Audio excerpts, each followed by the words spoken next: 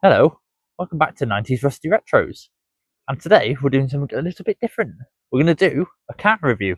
Now, this is something I've never done before, and it's something I have no idea what I'm doing, but we're going to give it a go because I promised I'd put 2 videos out at the weekend and I didn't have time, and I did say it would be a car review. So we're going to do one on the fantastic diesel tank that is my Audi 80.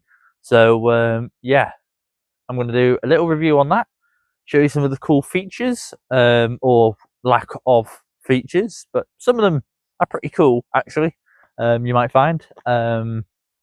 Yeah, so we'll give that a quick go over and we'll see what we can come up with. Hopefully it turns out all right for my first one. And if you do like the car review side of things, leave a comment and I'll see if I can get some reviews on some other like retro cars and things like that, and we'll see what we can do. But other than that, I'll leave you to it. So, yeah, let's get started.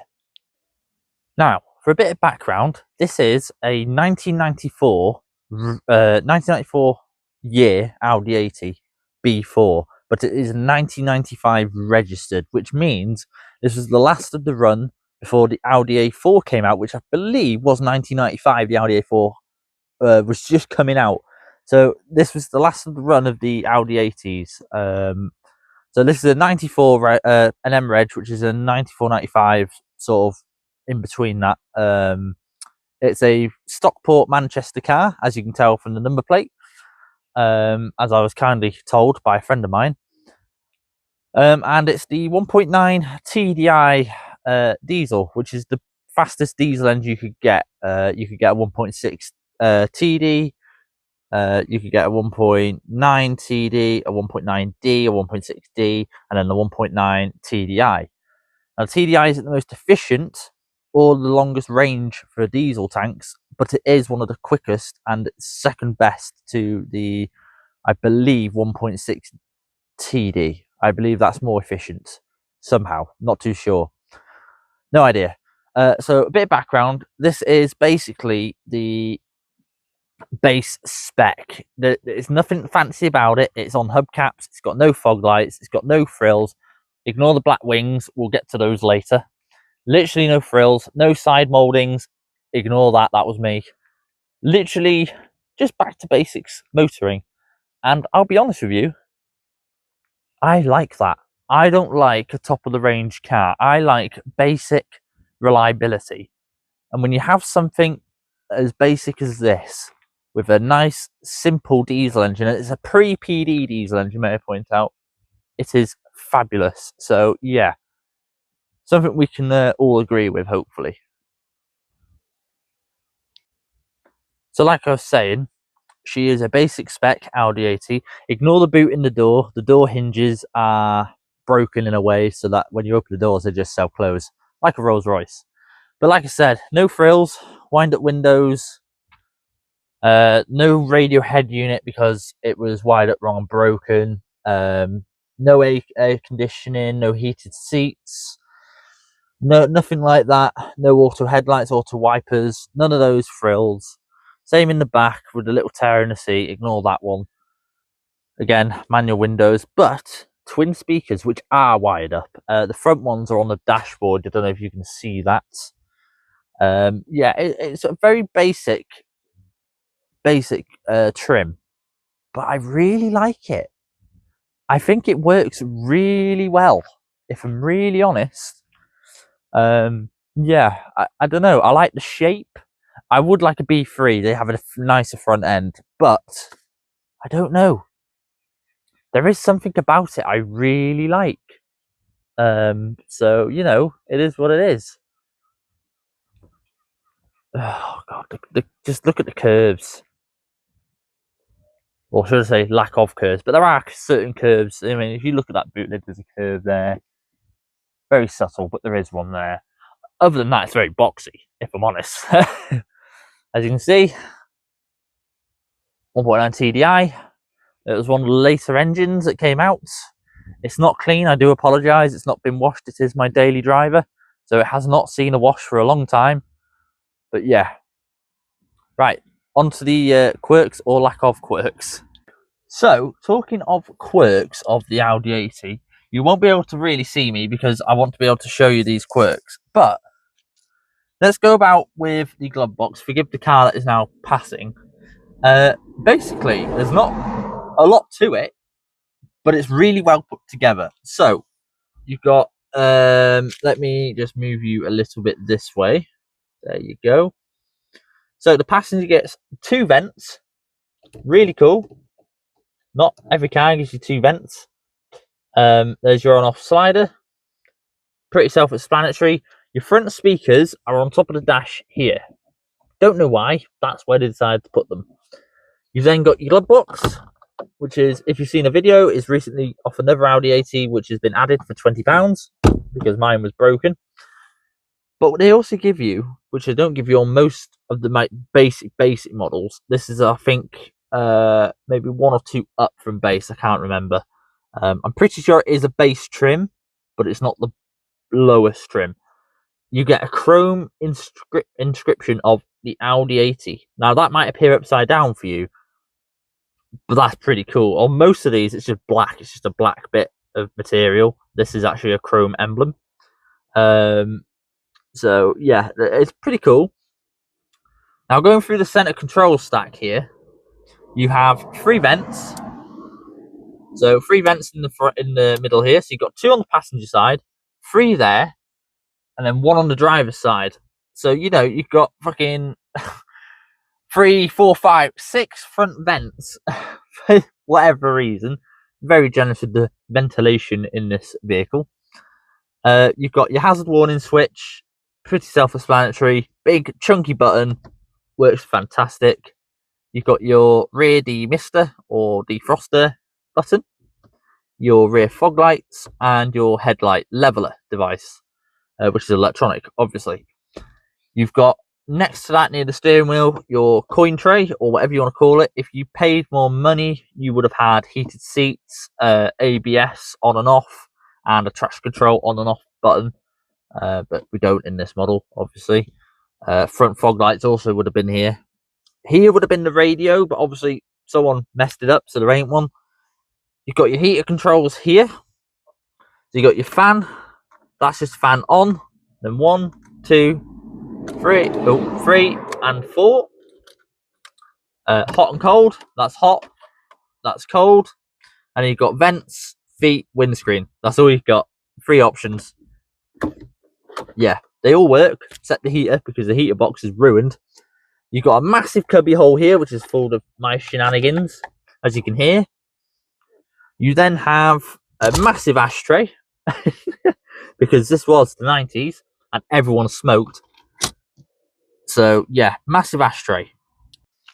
Right, going into the center console, you've got a 5-speed manual gearbox, which is first, second, third, fourth, and fifth. And then you've got reverse, which is no lockout, it's just there. So you could probably just accidentally put that in. But this wasn't a learning car, this was a driver's car, as all German cars were at this time period. You have this massive handbrake for whatever reason, no boot, just a plastic handbrake, massive. A little cubby there for something that won't fall off, I don't know what, not found anything for it. Massive cubby here to keep things in nice and secure. One thing you'll know, or have noted, no cup holders. And that's because German cars didn't come with cup holders. Now, the Germans were under the philosophy that you should not be drinking or eating while driving. And the only thing you should be doing is smoking. Don't ask me why, don't ask me how. That's how they came to that conclusion. So no cup holders, though you can get retro-made cup holders for the center console and still have a bit of room for little bits and pieces. But I'm not for that. But, you know, maybe at some point in the future. I am missing the cigarette lighter. It never came with it. Don't know where it's gone. It's a 550 quid car. Facebook, what do you expect? Steering wheel wise, worn out. 171,000 miles on the clock. Not bad for the age, 30 years old. Yeah, it's not too bad. Big chunky steering wheel, no chrome emblem because this has an airbag, so no Procon 10. If you don't know what that is, have a Google. Pretty cool. Surprised it didn't catch on. But yeah, this one has an airbag, so no chrome emblem, because most manufacturers couldn't figure out how to get a chrome emblem or coloured emblem on the steering wheel with an airbag. Look at BMWs and Mercedes and all them. They couldn't figure out either. The stalks, you've got three. So you've got a little one behind the indicators. That's your side lights and headlights. There's no warning to say you've left your lights on, so you have to remember. Then next to it is your indicators. Now, with the car off, if you go up, you have your right parking light turned on. If you go down, that's your left parking light turned on, and centre is nothing. Pull the indicator stalk is your brights. Push it away is your permanent brights. You then have your washer stalk, pull towards you to wash, and you have, I think, 3-speed wipers. I'm pretty sure they're 3-speed. The third is pretty useless, I'll be honest with you. It doesn't clear fast enough, in my opinion. But the wipers are knackered on this car, so it doesn't matter. Anyway, bear with. I'm going to pan around and I'll show you this side. Right, so you back. Join me on the driver's side. Ignore the flashing lights because the ignition is on. They're warning lights. Now, so you probably want to know what the horn sounds like on an Audi A2 B4. It's pretty good, to be fair. That's what it sounds like. It's a more get out of the way kind of horn than my Corsa B, I'll say that. The Corsa B horn sounds nothing like it. You do also have red dashboard dial lights, which is pretty cool. I do like that. Sporty feel, even though it's a diesel. It is pretty quick. I'll be honest with you, for only 90 horsepower, it's pretty quick. Bear with, there's a car passing. That's probably what you're going to hear any second now. So, 171,000 is what it's sitting on. I paid £550 for this car, and I don't regret it. It's needed a lot of work, but I'll be honest, after that lot of work, it's not needed much, and it's doing 60 plus miles a day on my commute to work and back. And I work 6 days a week, and it's doing it like a champ. It is amazing. It's comfortable. It's quiet. It's got poke when you need it. It is fantastic. You can't go wrong with simple German engineering. It's phenomenal. For the age, it's brilliant. I can't fault it. Anyway, let's go back to some of the more quirky quirks of this car and features you might not have expected, and some that are a bit odd. So something you may have noticed, it has power mirrors. It also has tinted blue mirrors, tinted glass, and a tinted sun strip in the windscreen. Pretty cool. It's very handy and it's really retro. But, weird fact, manual hand crank windows. It makes no sense, but there we are. It's also got massive door bins at the bottom, which you can't see, but I will try and show you. There you are, massive door bins. Huge. But yeah, so that's pretty cool. We also have, now this is something I think all cars should have from standard. I don't care if it is or isn't, but this had it in the 90s. The sun visors drop down like regular sun visors would. But they've put little bits of extended sun visor behind the mirror, so the sun doesn't come through. So in a normal car, the sun would come through here. In this, it doesn't, because they went to the effort of putting little extra add-ons to stop that from happening. Driver side, you've got a little flap to put some like cards in or bits of paper, stuff like that. Passenger side, a mirror with lights. So your passenger princess or your missus or your mistress, if you're lucky, who knows, can do her makeup or just admire herself. Pretty cool. Right, you now join me in the back of the Audi A2. Ignore the sagging headliner. Every old Audi has this problem. It's not just this one. So, there's not much to really talk about back here, other than you've got wind down windows, which unfortunately don't go all the way down. But you do have a little cutout here, so you can rest your arm out. They did think about that. They're very stiff because I don't use them, obviously. So, you've got good handle, chrome door handles as of the front, same quality of materials, one speaker there, and that's about it on the door. You've got slightly adjustable headrests. I don't know if you'll be able to see, but they come down and up for comfort. Same for the front, you can adjust them slightly like that. You also have, you won't be able to see it, I will tilt you down for this, but you have an armrest and an ashtray. So you can sit in comfort, having a cigar. Pretty cool, right? Pretty cool. That is the rear ashtray I was on about in the little quirks there. Hard to see. But as you can imagine, you'd have your armrest down and be smoking with your window down.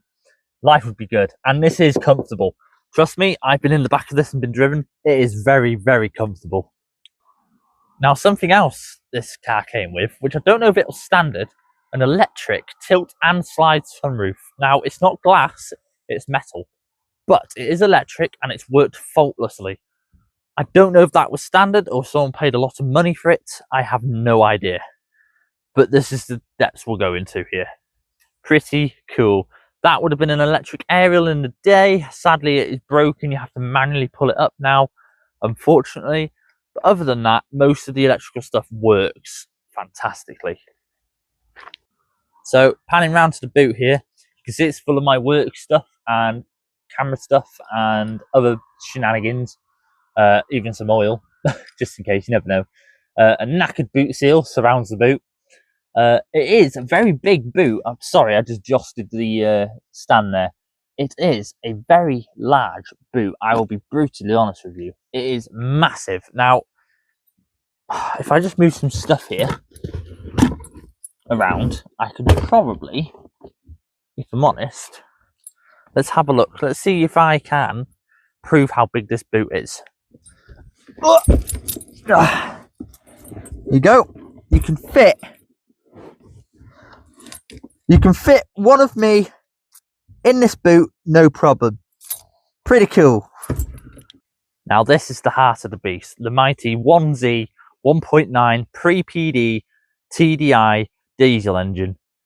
Pretty bulletproof, very independent engine. It's not put much wrong for me. I've replaced some of the perish hoses. Does have ABS, which is a lovely feature. Brilliant. Audi standards there. Yeah, 90 horsepower, plenty of power. It's been nipped up a little bit. It goes like an absolute stinker. But yeah, absolutely brilliant car. I love it. I mean, yeah, just fantastic. Anyway, that's it for this car review of my Audi 80. I hope you enjoyed it. Something a little bit different. If you did like it, leave a like and subscribe. And if you want more, leave a comment and I'll try and find some other cars to do some reviews on, a bit more in depth. This one was a little bit rushed because I'm losing light, but other than that, it's gone pretty well. The black wings were because the white ones were rotten, so don't worry about that. It's not because it's been in a crash. Of that side now has. But yeah, they were rotten. That was the little story on that. Anyway, thanks for watching, and I will catch you in the next one. Goodbye.